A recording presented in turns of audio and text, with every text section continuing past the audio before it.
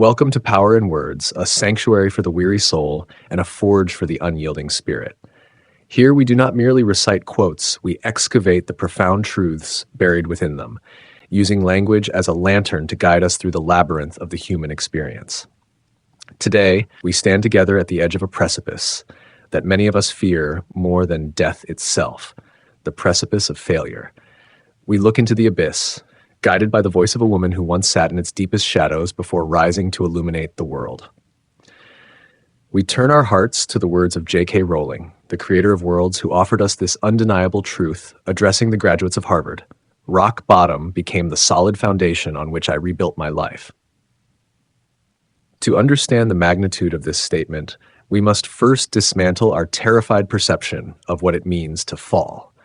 In our modern existence, we are conditioned to view life as a perpetual ascent. We are taught to climb, to accumulate, to stack achievement upon achievement, like a tower of porcelain plates reaching precariously toward the sky. We live in a state of chronic vertigo, terrified that one misstep, one lost job, one broken relationship, or one shattered dream will send the entire structure crashing down. We spend our days guarding the facade, polishing the exterior, and holding our breath, paralyzed by the anxiety of potential loss.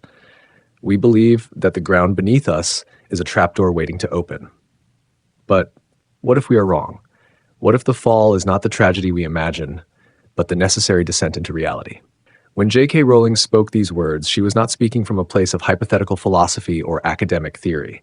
She was speaking from the cold, hard floor of her own existence. Let us transport ourselves back to the early 90s.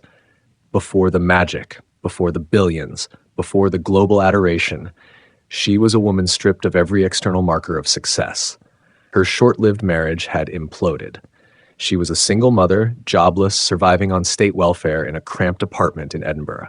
She was navigating the suffocating fog of clinical depression, a darkness so absolute she would later personify it as the Dementors, the soul-sucking creatures of her books. She held a manuscript that the world, represented by 12 different publishers, had repeatedly rejected. By every societal metric, she was the biggest failure she knew.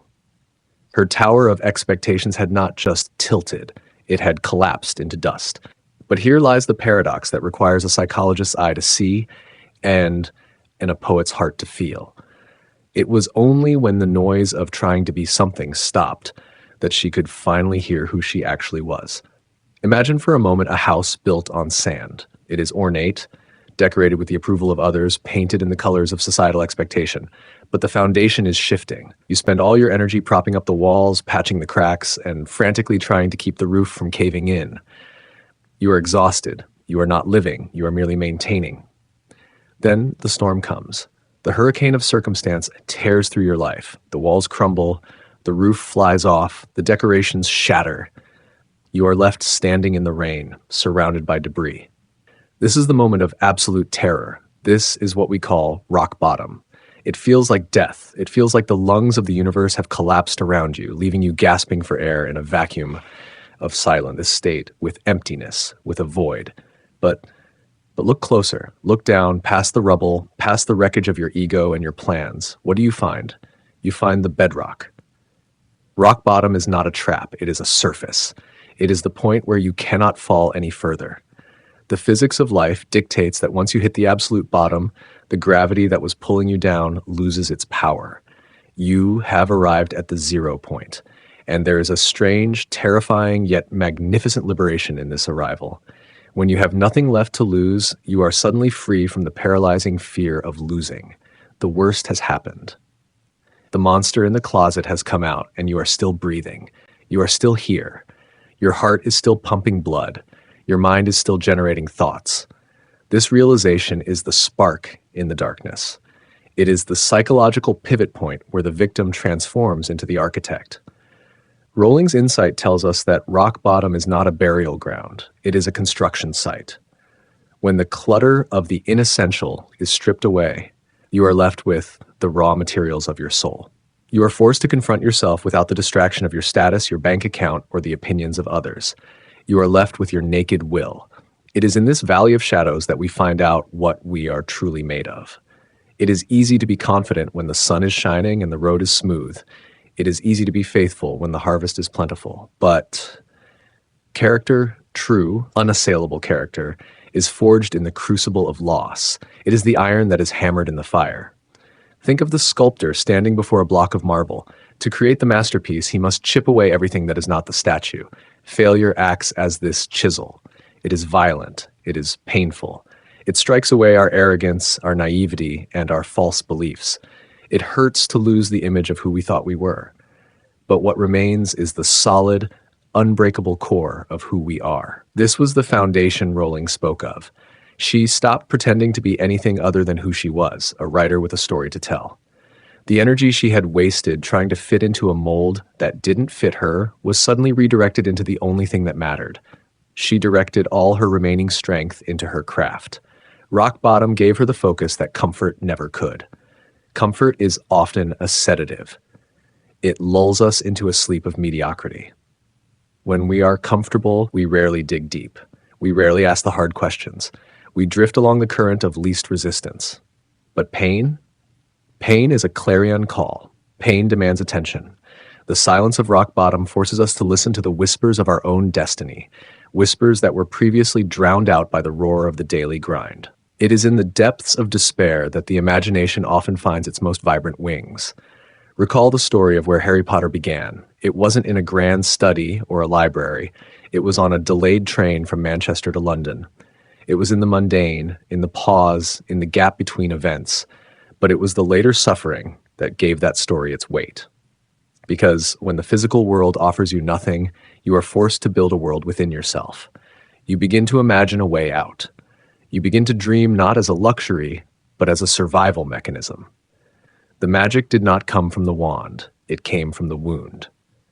We must also address the shame that accompanies this descent. Society looks at the fallen with a mixture of pity and judgment. We internalize this gaze, telling ourselves that we are less than. But let us rewrite that narrative right now. To have hit rock bottom means you dared to live. It means you entered the arena. The only people who never fail are the people who never try. The people who sit on the sidelines of life, shrouded in a gray twilight of safety, never knowing victory nor defeat. Your scars are not signs of weakness. They are the cartography of your courage. They are the map of a traveler who has ventured into the unknown. Consider the Japanese art of kintsugi. When a precious bowl is broken, the master craftsman does not throw it away. Instead, he mends the cracks with lacquer mixed with powdered gold. He highlights the fractures rather than hiding them. The bowl becomes more beautiful, more valuable, and stronger for having been broken. This is what you are doing at rock bottom. You are not just gluing the pieces of your life back together. You are filling the cracks with the gold of your wisdom, your resilience, and your experience. The you that emerges from the fire is a kintsugi masterpiece, complex, flawed, and breathtakingly unique. When you begin to rebuild from the bottom, you build differently. You do not build with the cheap materials of validation or ego. You build with the granite of self-awareness. You build with the mortar of resilience. A life rebuilt from the ashes is infinitely stronger than a life that has never known fire. You know the value of every brick you lay because you know the cost of not having shelter. You become grateful for the small mercies, the sun on your face, the loyalty of a true friend, the taste of bread when you are hungry, the warmth of a cup of tea in a cold cafe. Your capacity for joy expands because you have explored the depths of sorrow. You become a person of substance, a person of gravity. Consider the bamboo tree. For years, it grows its roots underground, unseen, unnoticed. To the observer, it seems as though nothing is happening. It seems like a failure of growth. But beneath the surface, it is establishing a complex, unbreakable network of roots. It is preparing to hold the weight of the sky. And then when the time is right, it shoots up, strong and flexible, capable of weathering the fiercest typhoons. Rock bottom is your rooting season. It is the time when you go dark to go deep. Do not rush the season of the underground. Do not curse the darkness. It is in the dark that the seed breaks open. It is in the dark that the transformation begins. There is also a profound intimacy in suffering that connects us to the rest of humanity. When you are standing on the peak of the mountain, you are often alone. But when you are in the valley, you realize you are part of a vast, timeless brotherhood of strugglers. You develop empathy. You stop judging the person on the street, the friend who is struggling, the stranger who looks lost. You realize that we are all just walking each other home through the storm. This emotional intelligence, this deepening of the heart, is a gift that only the bottom can give. It makes you a better leader, a better parent, a better friend, and a better human being. J.K. Rowling's work resonated with the world not just because of the spells and the creatures, but because of the underlying themes of loss, love, and the triumph of the underdog, themes she understood in her marrow because she had lived them. So if you're listening to this today and you feel the cold earth against your cheek, if you feel that your world has ended, if you are staring at a bank account that reads zero, or a heart that feels shattered beyond repair, listen closely. You are not buried, you are planted. The pressure you feel is not the crushing weight of the grave. It is the pressure of the earth pushing against the seed, demanding that it grow. You are currently standing on the firmest ground you will ever know. The illusions are gone, the fake friends have fled, the false promises have evaporated. What is left is the truth. And the truth is, you have a heartbeat, you have a mind, you have the capacity to choose your next thought. From this solid ground, you can build a cathedral.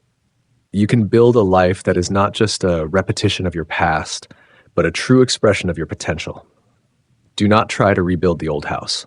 The old house collapsed for a reason. It wasn't big enough for your spirit. It wasn't strong enough for your destiny. Build something new. Build something wild. Build something that scares you a little. Use the stones of your failure as the steps to your destiny. Every rejection is a redirection. Every ending is a prelude. The ascent from rock bottom is not a sprint. It is a pilgrimage. It is a slow, deliberate climb. There will be days when you slide back. There will be days when the fatigue feels overwhelming. But you must remember the view from the bottom. You must remember that you survived the worst. And because you survived the worst, you can handle the struggle of the climb. You possess a secret weapon now, the knowledge of your own indestructibility. You know that even if you fall again, you will not break. You will rebound. You have been inoculated against the fear of failure because you have looked it in the eye and lived to tell the tale. Let the story of J.K. Rowling be more than just a celebrity anecdote. Let it be a mirror. See yourself in her struggle. See the potential for magic in your own misery. The universe does not waste pain. It recycles it into power. Your rock bottom is the universe clearing the table so that it can serve you the banquet you truly deserve. It is the pause before the crescendo. It is the deep breath before the song. Stand up. Feel the solidity of the ground beneath your feet. It is hard, yes. It is cold, yes. But it is real, and it is yours. This is your foundation. This is where the legend begins. Not in the clouds, but here in the dirt, in the sweat, in the resolve to lay one brick, then another, then another. You are the architect of your future, and you have been given the greatest construction site in the world, a clean slate. Rock bottom became the solid foundation on which she rebuilt her life, and it will be the foundation on which you build your empire. If this message sparked a light in your darkness, please like and subscribe to Power in Words. Join our community of builders, dreamers, and survivors, and let us continue to turn our darkest days into our brightest strength. Together, we rise.